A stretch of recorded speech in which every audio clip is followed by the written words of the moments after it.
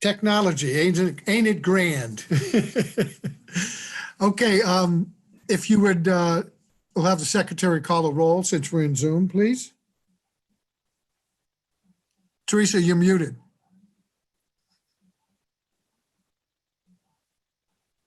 There we go.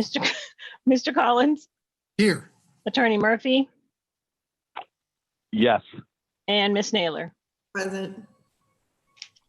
Okay, thank you everyone for joining. We have actually a very short agenda item. We only have one grant that we need to discuss and recommend to the full committee. It's a $20,000 grant from the Nellie Mae Education Foundation for the FY21 Educators for Black Lives Rapid Response Grant. I'm seeing we have a couple of people on, so was there someone who wanted to speak to the grant?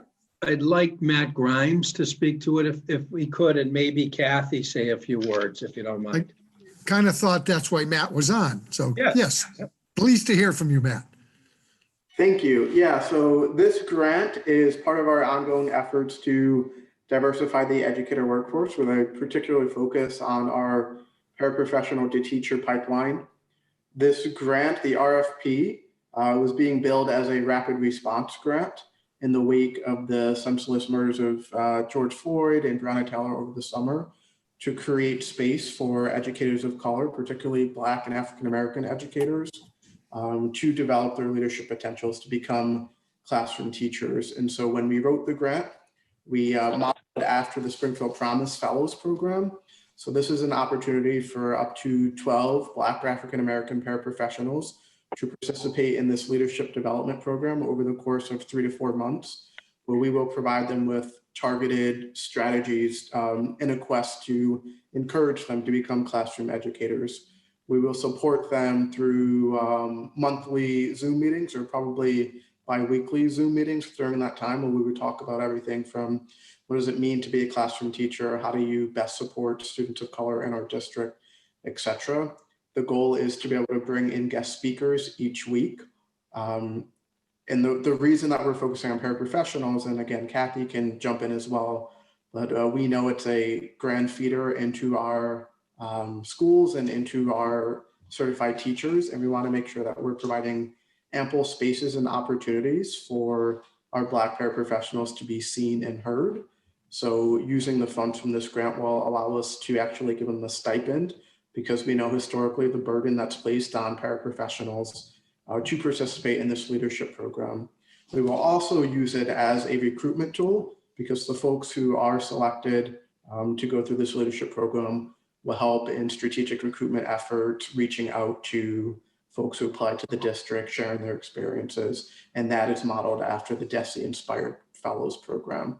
But again, it's all in an effort to better support our Black and Brown paraprofessionals in the district, with hopes that the folks who are selected will become educators in the next few years. Kathy, do you want to add anything? It's really been a pleasure to work with you, Matt. I'm so happy about this program. I know that when I talk to my paras, one of their biggest concerns is like, can they really do it? Can they make that jump from a para to an educator? And I'm always saying, you know, you can do it. You're already in the classroom educating the kids, and you can do this. So I think having this kind of support is exactly what they need. I think it's going to be fantastic. It kind of flows along with something else we had been talking about a couple of months ago perfectly. So this is wonderful. Thank you. Thank you. Thank you. Thank you. Thank you. Thanks, Matt. And Matt, I'm sure, Matt, you've got people, we have a number of people within the system who have been paras in the past, who can call and be role models and for them. That's the thought. There may even be another school committee member on this call who I may be reaching out to ask to come speak. I won't say any names, Ms. Neller, but in-house as well. Again, all in an effort to inspire our paraprofessionals, and as Kathy said, tell them and show them that they can do it.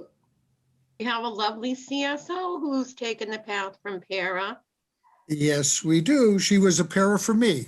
by the way, and I remember pulling her into the office and encouraging her to go on to be a teacher. Mhm. That back when I was at Warner. Yep. Yep. Are there Parent any- to teacher to assistant principal to principal to CSO. Yeah. Yeah. Are there questions by committee members? Oh, if I might, Chris, Sure. thank you. It's great that I think the para to teacher pipeline is certainly something we should be encouraging and have, I thought have been encouraging for many years. And also, I am wondering though, as I've said before, I think that it's important to have men of color, particularly, to be in this pipeline.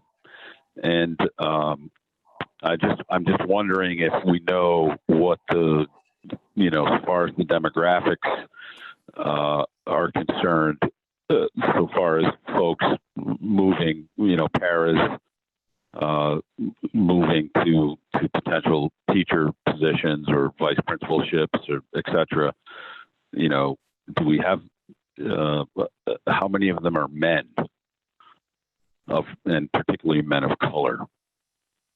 You mean people who If might have we know. expressed interest?